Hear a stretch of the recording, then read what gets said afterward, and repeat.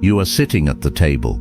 The conversation is happening around you, and somewhere in the middle of it you shrink, not visibly. Nobody sees it, but you felt it, that quiet collapse inside your chest when someone spoke over you and you let it happen, when someone dismissed your idea and you nodded along, when you swallowed what you actually wanted to say, because some part of you decided in that fraction of a second that it wasn't worth the friction. That moment, that is not humility, that is not kindness, that is self-erasure, and you have been practicing it so long it feels like personality. You wake up and you perform, you give energy to people who never refill yours. You apologize for taking up space, you volunteer your time, your loyalty, your silence, and in return you receive just enough to keep you compliant, just enough to make you think this is normal. And maybe the most brutal part of all of this is that nobody forced you into this position. No villain showed up. No one sat you down and said, "You are worth less." It happened quietly. It accumulated. 100 small surrenders that you called being easygoing, 1,000 swallowed opinions you called being the bigger person. The cost of staying here is not just discomfort, the cost is your life. The version of you that could have led, could have built, could have been genuinely respected. That man is standing behind a wall you built brick by brick out of fear disguised as niceness. This video is your demolition notice. Part 2, The Villain and the Stoic Reveal. Here is what happened to you, and it was not your fault at first. Modern culture manufactured a version of goodness that requires you to constantly minimize yourself. Keep the peace, stay palatable, don't be too much, don't want too much. Make yourself comfortable for others to be around, even if that comfort costs you your spine. The algorithms rewarded your agreeableness, your social environment punished your edges, and slowly, without a single dramatic moment, you became a man who undervalues himself as a reflex. The Stoics saw this trap clearly, nearly 2,000 years ago.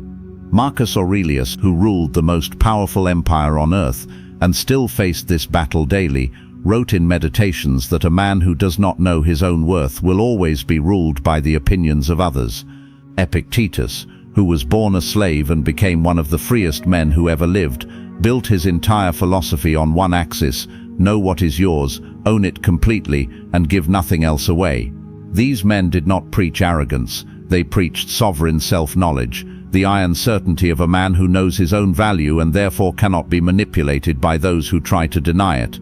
Today we are going to lay out 10 signs that you are undervaluing yourself without even realizing it, and exactly how to reclaim the ground you surrendered.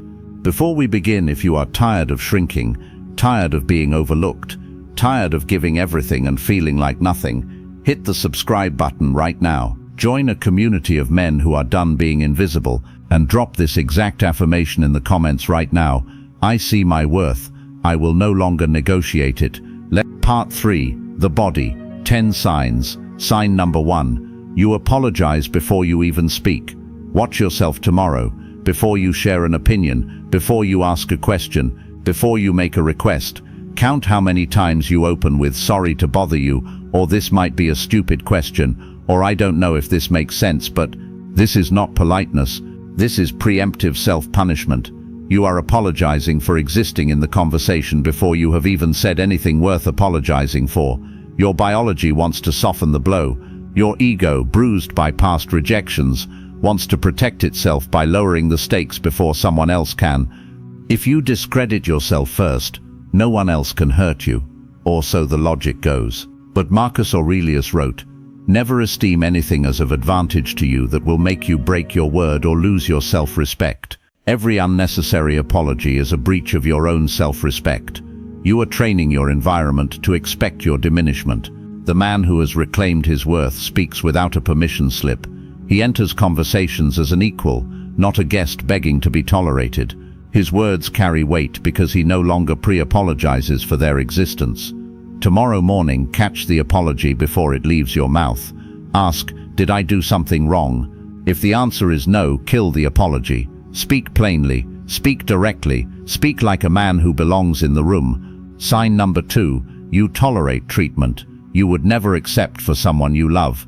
Think about the person in your life you care about most. Now imagine someone speaks to them the way certain people speak to you. Imagine someone wastes their time the way yours gets wasted. Imagine someone dismisses their ideas, cancels on them repeatedly, or uses them as an emotional dumping ground. You would not tolerate that for 1 second. But you tolerate it for yourself, because somewhere you absorbed the idea that protecting yourself is selfish and protecting others is noble. Epictetus was relentless on this point. What you permit becomes your standard. Every time you accept poor treatment without a response, you are not being gracious. You are writing a contract that says, "This is acceptable, do it again." The Stoic alternative is not rage, it is not a dramatic confrontation, it is quiet, unshakable boundary architecture. It is the calm refusal of a man who knows that how others treat him is a direct reflection of what he has allowed, and he chooses to allow differently from this moment forward. The man who masters this becomes lethal in his stillness. You do not react, you do not beg for better, you simply withdraw your presence from what diminishes you, calmly, permanently, without explanation. This week, identify one relationship where the treatment falls below your standard. Do not announce your limit, simply honor it. Sign number 3. You shrink your goals before you voice them. You had a vision, it was large, it was genuine, and then before you said it out loud, you edited it. You cut it in half. You made it smaller, safer, more acceptable, because you already anticipated the skepticism, the laughter, the "who do you think you are?" And sometimes you didn't even voice the edited version. You killed it entirely in the silence of your own mind. This is self-betrayal at the architectural level. Seneca wrote in Letters from a Stoic, "It is not that I am brave, it is that I know what is not worth fearing." The man who shrinks his goals before sharing them is not being realistic. He is fearing the judgment of people whose opinion was never worth fearing in the first place. Your vision is data about who you are capable of becoming. When you edit it for palatability, you do not protect yourself, you amputate yourself. The sovereign man speaks his real ambition, not to perform it, not to seek validation, but because voicing the full truth of what he wants is an act of self-respect. He names the citadel he is building, and then he goes to work. Tomorrow, write down your real goal, the unedited one. No one has to see it, but you need to see it. Speak it to yourself without flinching. Sign number 4. You over-explain your decisions to people who didn't ask.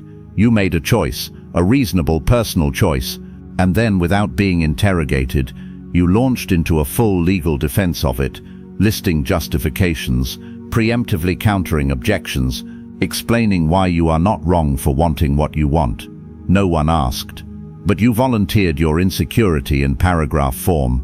Over-explanation is the language of a man seeking permission. It says, "I am not sure I am allowed to want this, so I need you to confirm that I am justified."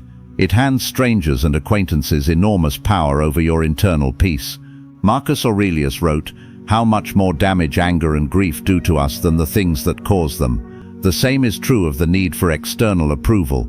The pursuit of it costs you more than the disapproval you feared. A man who knows his own worth does not explain himself to those who have no authority over his life. He makes his decisions. He executes them. He offers information to those who genuinely need it, and nothing more. This week, make one decision, and do not explain it to anyone who didn't ask. No justifications, no defense, just action. Sign number 5. You feel guilty for having needs. You are tired, but you do not say so. You are hungry, but you wait until it is convenient for everyone else. You want support, but asking for it feels like a burden you are not entitled to place on others. This is not selflessness. This is the systematic abandonment of your own humanity. Somewhere you learned that having needs makes you weak, needy or difficult, so you suppressed them. You became the person who is always fine, always available, always able to give more until you couldn't, and then you collapsed quietly and called it burnout. Epictetus taught that all suffering begins with the misidentification of what is up to us. Your needs are real. They belong to you. Ignoring them does not make you stronger. It makes you less functional, less present, and ultimately less useful to everyone around you. The powerful man tends to himself. He sleeps when he needs rest. He eats without apology. He asks for help when the weight requires more than one set of hands. He knows that an empty vessel cannot fill others, and he refuses to perform emptiness as virtue. Starting tonight, ask yourself what you actually need, not what is convenient to need, what is real, and take one step toward honoring it. Sign number 6. You measure your worth by productivity alone. When was the last time you rested without a knot of guilt in your chest? When was the last time you did something purely enjoyable without a running justification in your head about how you earned it? If your value to yourself only exists when you are producing, you are not living as a man. You are functioning as a machine. And machines do not have worth. They have utility. This is the wound of a culture that monetized human ambition and sold you the lie that your existence is only justified by your output. You internalized it, and now you police yourself more brutally than any employer ever could. Seneca warned against exactly this. Retire into yourself as much as possible. Not to be idle, but because a man who is only what he produces has no self to return to when the work stops. You are not your output, you are the architect behind it. Your worth precedes your performance. It is not granted by your calendar or your bank account. This weekend, allow yourself 1 hour of complete rest, no content consumption, no productivity theater. Simply be. Notice the discomfort. That discomfort is the sign of how far you drifted. Sign number 7. You accept breadcrumbs and tell yourself it's a feast. You know the dynamic. Someone gives you the bare minimum sporadic attention, half-hearted effort, occasional warmth, and you amplify it in your mind. You replay the good moments. You excuse the patterns. You tell yourself it is enough because getting less than you deserve feels safer than demanding more and losing even that. This is not patience. This is scarcity programming masquerading as loyalty. When a man undervalues himself, he recalibrates downward. He accepts what is available rather than what is sufficient. He mistakes presence for care and tolerance for affection. He defends the source of his starvation because it is familiar. Marcus Aurelius wrote that a man must be ruthlessly honest about what is actually in front of him, not what he wishes were there. The object of life is not to be on the side of the majority, but to escape finding oneself in the ranks of the insane. The man who knows his worth is not cruel, but he is honest. He sees the breadcrumb for what it is. He does not rage against the one offering it, but he does not build his nutrition plan around it either. This week, identify where you are rationalizing scarcity as sufficiency. Name it. You do not have to act immediately, but you must stop lying to yourself. Sign number 8. You are more comfortable giving than receiving. You are generous. People love this about you. You give time, advice, resources, energy, often before anyone asks. But when someone tries to give something back to you, you deflect it, you minimize it, you get uncomfortable. You didn't have to do that. It was nothing. Don't worry about me. This feels like humility. It is not. It is the unwillingness to occupy the position of someone who deserves to receive. Deep down, you are more comfortable as the giver because it places you in control, and because receiving requires you to believe on some level that you are worth giving to. The wound here is one of identity. The man who cannot receive has quietly decided he does not fully deserve. Epictetus spoke of the man who is truly free as one who neither clings to what others offer nor rejects it with theatrical modesty. Receive cleanly, say thank you and mean it. Do not shrink, do not deflect. Let the generosity of others reach you, because the refusal to let it land is its own form of self-rejection. This week, when someone offers you something, a compliment, a favor, care, receive it fully, say thank you, stop there. No deflection. Sign number 9. You constantly seek validation before trusting your own judgment. You made a decision. You felt confident. Then you started polling. Friends, colleagues, social media. Not for new information, but for permission. You already knew what you thought. You just did not trust yourself enough to act on it alone. And if 2 people disagreed with you, the confidence evaporated. Not because they had better logic, because their doubt infected yours. This is the puppetry of low self-worth in its most sophisticated form. You are not looking for advice, you are looking for a surrogate spine, and every time you outsource your judgment to others, you atrophy your own until you genuinely cannot make decisions without external scaffolding. Marcus Aurelius wrote, "You have power over your mind, not outside events. Realize this, and you will find strength.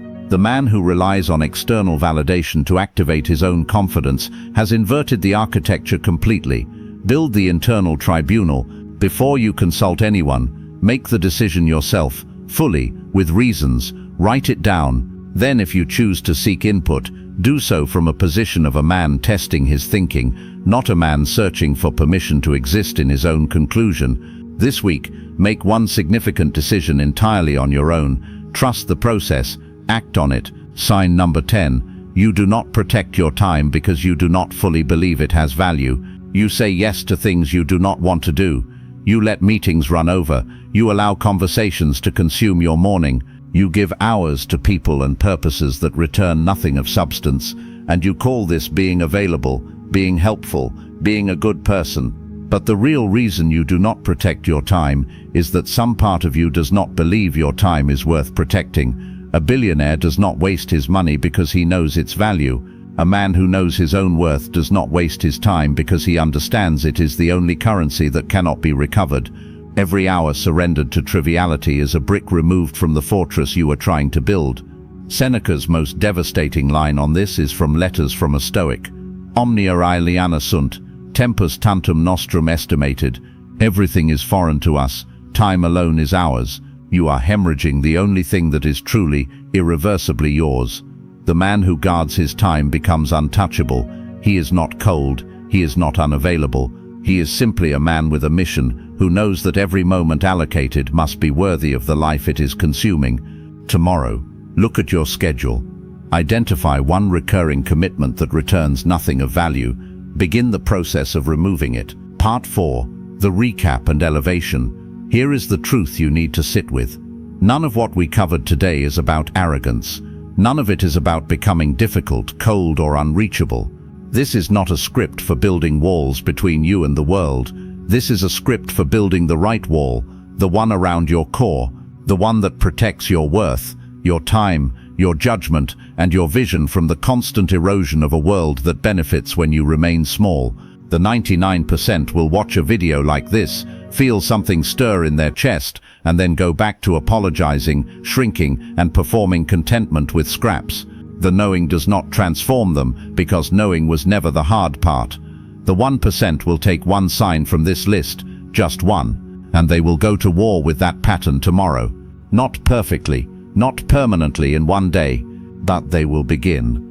And beginning is the alchemical act that separates the man who is becoming from the man who is merely consuming. You came here because something in you recognized the cost of undervaluing yourself.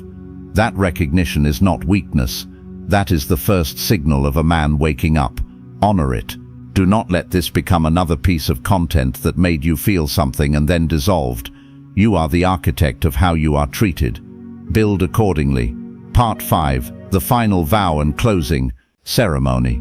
If this video cut through the noise, if something in here named a pattern you have been carrying in silence, do not let it die in the comments section of your mind. Hit the like button. It costs you nothing, and it tells the algorithm that this work matters. Share this with one man in your life who is overdue for this conversation. Subscribe if you are ready to build a version of yourself that is done negotiating his worth with people who never understood it. And now the vow.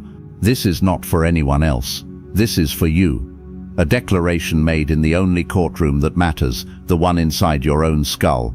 Leave this in the comments below right now. I know my worth. I stop shrinking. I stop apologizing for existing. From this day forward, I protect what is mine. Say it like you mean it, because if you mean it, if you truly mean it, then this is the moment the pattern breaks. Stay grounded, stay disciplined, guard your fortress. I will see you in the next one.